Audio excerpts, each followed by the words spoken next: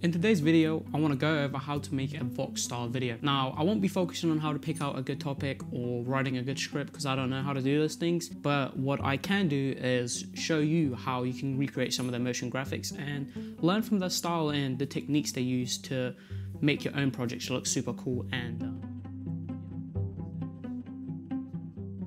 I'm going to start out in After Effects with a 1920 by 1080 canvas at 24 frames per second. Now you want to match that to whatever video you're working with, but since we don't have any voiceover narration or anything, I'm just going to do what's easiest. So I'm going to start off by creating a map animation. I have my little folder with assets, and I'm just going to drag in my map into my main comp, and I'm going to pre-comp it and leave all attributes in the original comp. Now I'm going to do this so it doesn't cut out our edges, so we still get the full resolution of the image, but we can add details and whatever into the picture itself and then just animate from there. So for this map animation, we are going to make something super simple. We're going to animate a little outline and then some text. So I'm going to zoom in a little bit so I can see what I'm doing. I'm going to grab the pen tool and I'm going to set the stroke to white. That works. And let's set the pixels to the width to 3. So I'm just going to create a rough outline, and it doesn't have to be perfect. You just kind of want to get the general shape of it. And of course, this depends on the look you're going for. Now we have an outline. Now I'm first going to create all the elements we're going to be working with and then animate them. So next up, I want to add some text. Now for the font, I'm going to pick something that kind of fits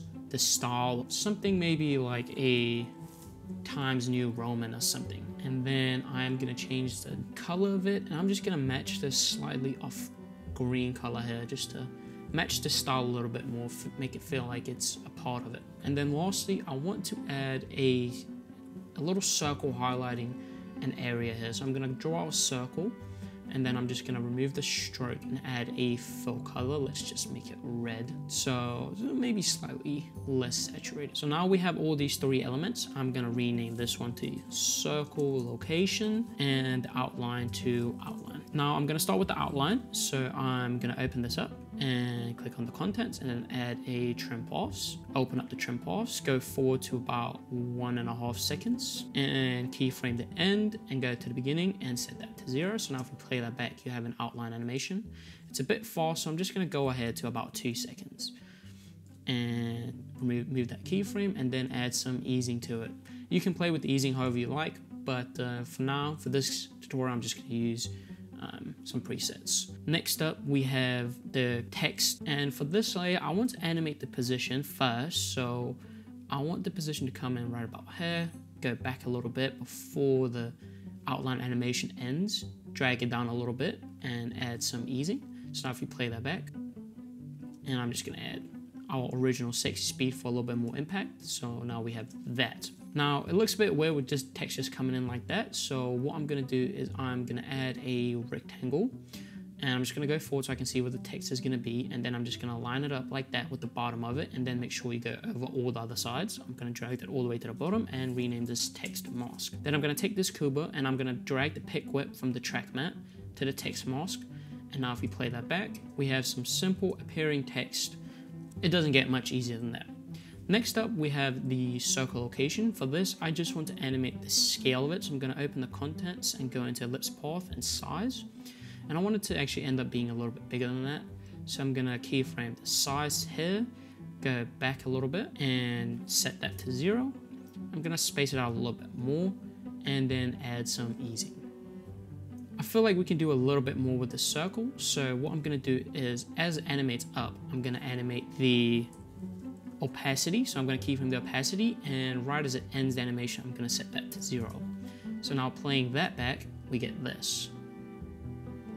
So it's kind of like a little radar circle almost, but as you can tell, it obscures what's underneath it. So I'm going to change the layer mode to multiply so we can see what it says underneath. And then I'm actually also, for the Cuba text, I'm going to go ahead and add a turbulent displace and set that to 8 and 8, and then open the evolution options and alt click the random seed and add a time times 5 just to add a little bit more texture to it. And I'm also going to add a transform and alt click the position, add a posterize time and wiggle, just a slight wiggle. So it just adds a little bit more movement to it so it's not so static. And the outline, I'm going to add a turbulent displace as well. Well, that was all caps. I'm going to set the amount to 40 and the size to 2. so we get some pretty rough edges, kind of look like a hand-drawn animation almost. And then I'm going to animate the evolution options again the same as we did previously. Now with all of that, we now have this. And as you can see, it feels a bit clunky just because one cut animates in, then another animates in. So I'm going to move the keyframes for the text. I'm going to move it a bit earlier, and the same with the text. Now that's pretty much all we're going to do for the map animation itself. What you can do for some more stylistic choices is you can add a glow to the outline.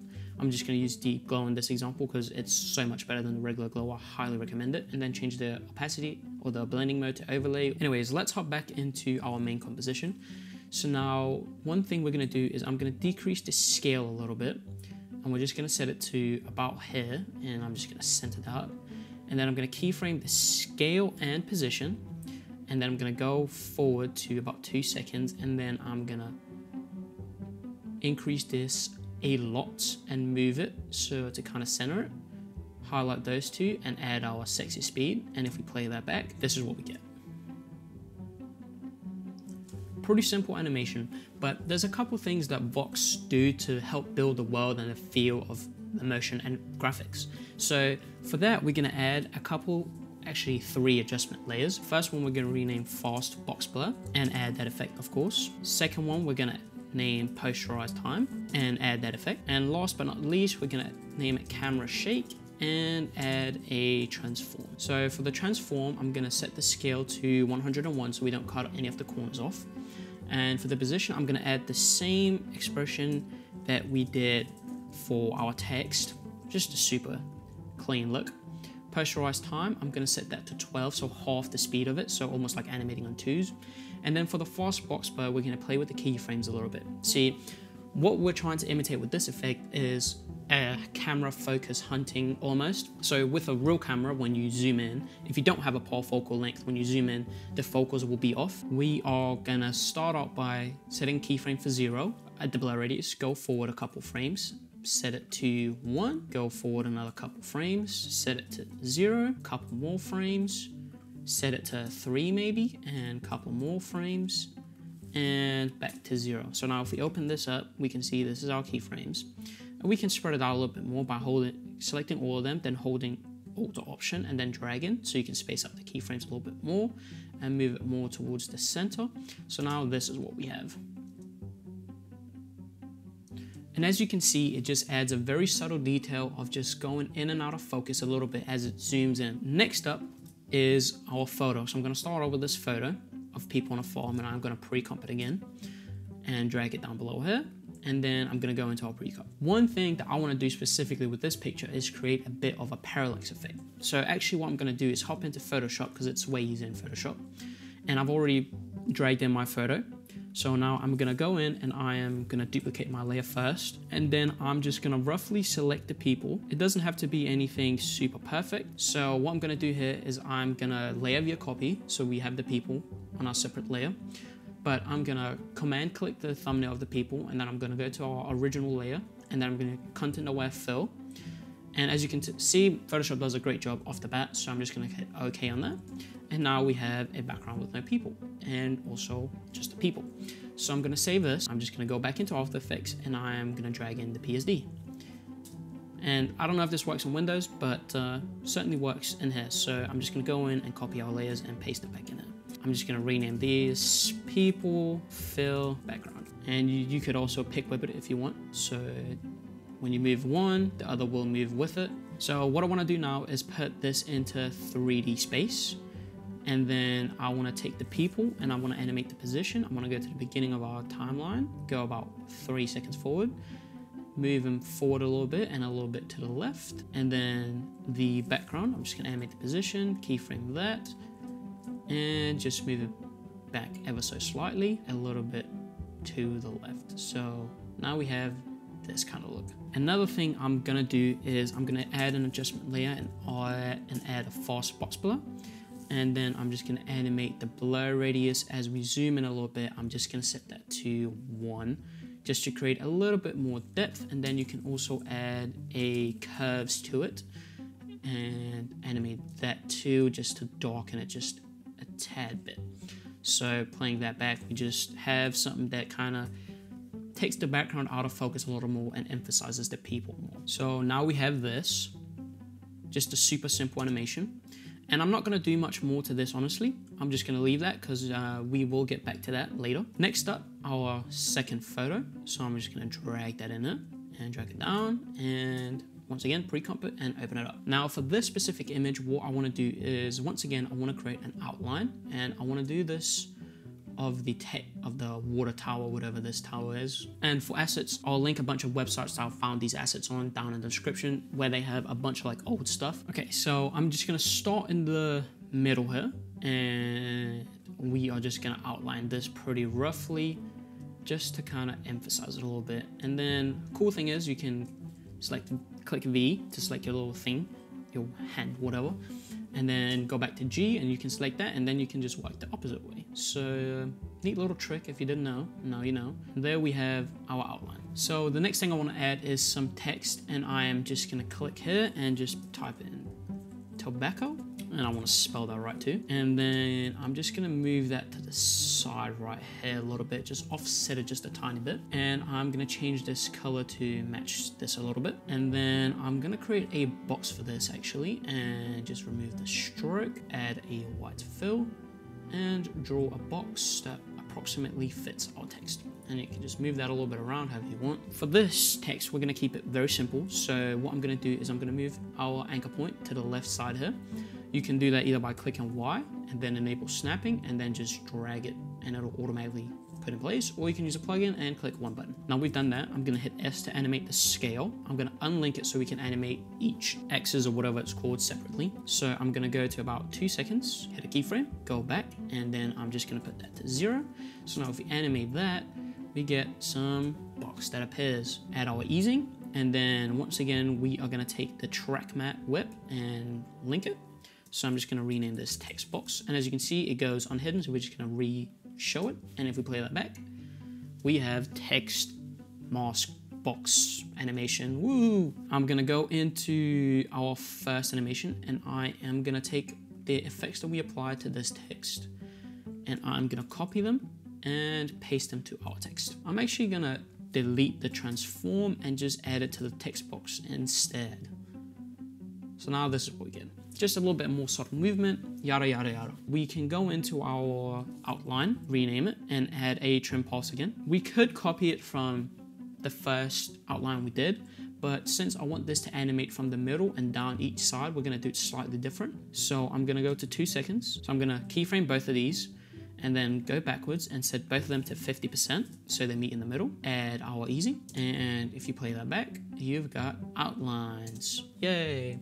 And you can even offset these slightly if you want to have them not animate at the exact same time. I'm actually going to do the left side a little later, or a little sooner I should say, just to offset the animation that happens on the right side.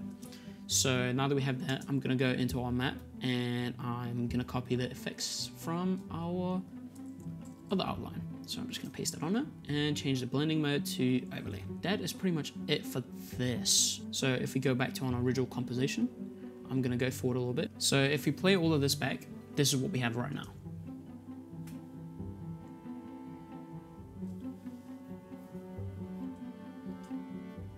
So what we're going to do, we're just going to add a little bit more to these, not too much. For this, I'm just going to increase the scale a little bit and place that right about here. And that's pretty much all we're going to do for that one.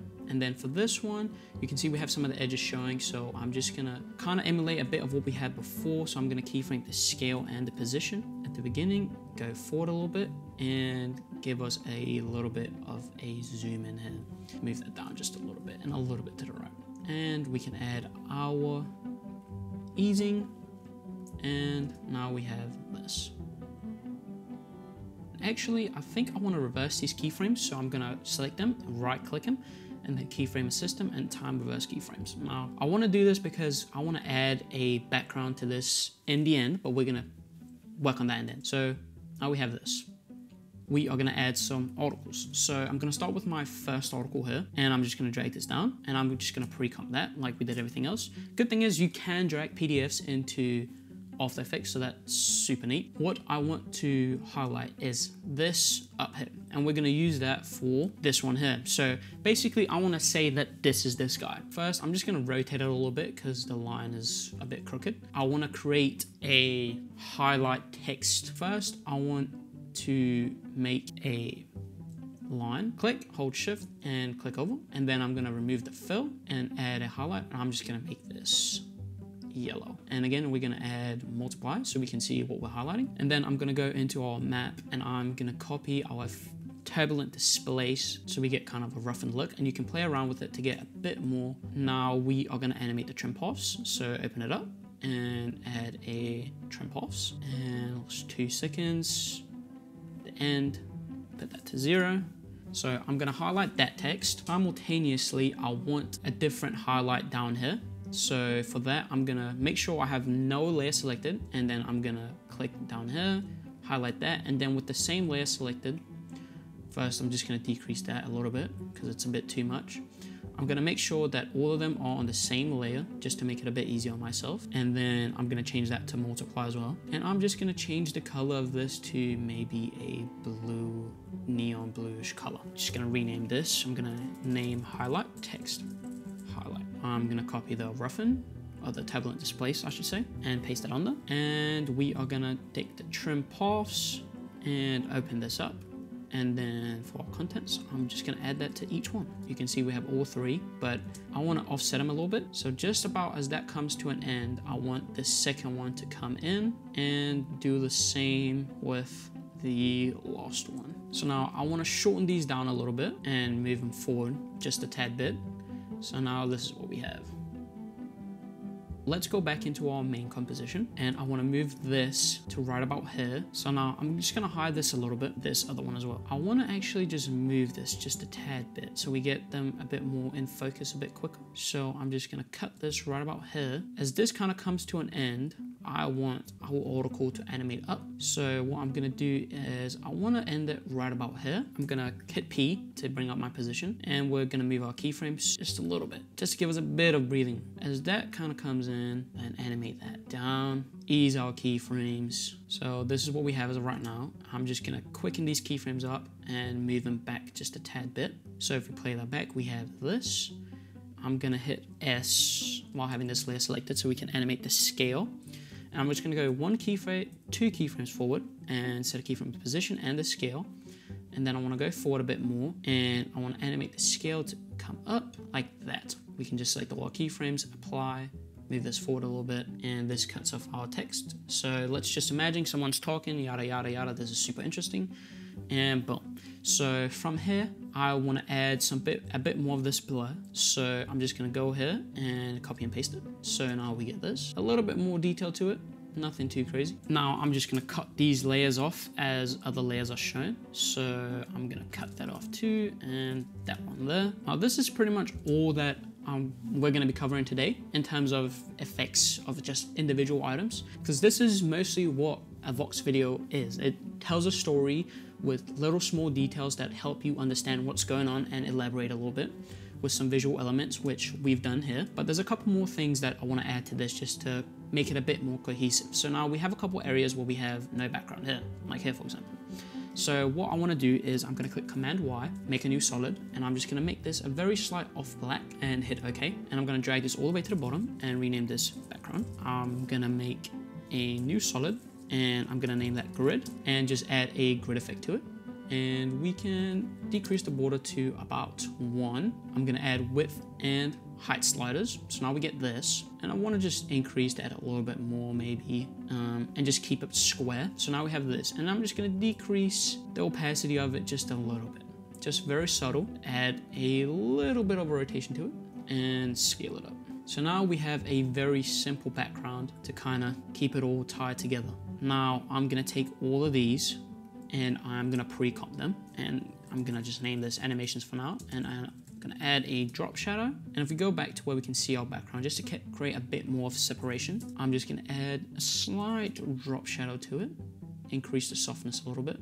And if you can't see what you're doing, you can always make it red so you can really see what you're doing, and increase that a good bit and just make it black. So just a tad bit more separation. You can also go into your grid and add the same turbulent displace that you used on your text. So I'm just going to copy that and add that to the grid. So now we just get a little bit more of animation in the grid itself. Now there's only really one thing left that I want to do to add a bit more to this, is I want to animate the transitions between these different scenes. Now the transition for this last one is already pretty much there, it's just a hard cut, but for this I want to use one of the most used transitions that I notice in this, and that is a slight match cut. By that I mean simply just matching the animation of the position of, or the look of the two different frames. So in this case, what I'm going to do is I'm going to create a null. The reason I'm going to create a null object is because we have already animated the position. If you look here, we've already animated the position of the text. So to make it a bit easier on ourselves, I'm just going to pick whip that to the null, and I'm going to say map controls, and that's going to allow us to animate the map without messing with any of our keyframes here already. So I'm going to open up the keyframes. Right about here, I'm going to keyframe the position and go forward a little bit more. And I'm just gonna drag it up and then add my easing. So now we have this.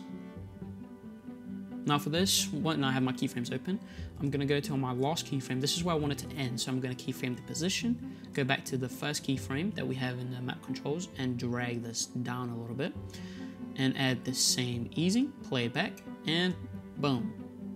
We have a very slight match cut. And that just eases the transition between the two a little bit. So if we go back into our main composition, let's have a look at what we've got.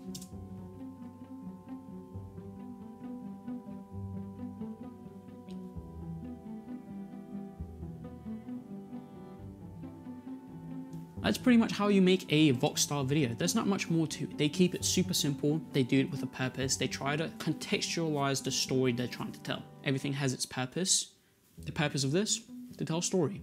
And with that being said, I hope you're ready to tell your own. I appreciate you for watching. See ya. Bye.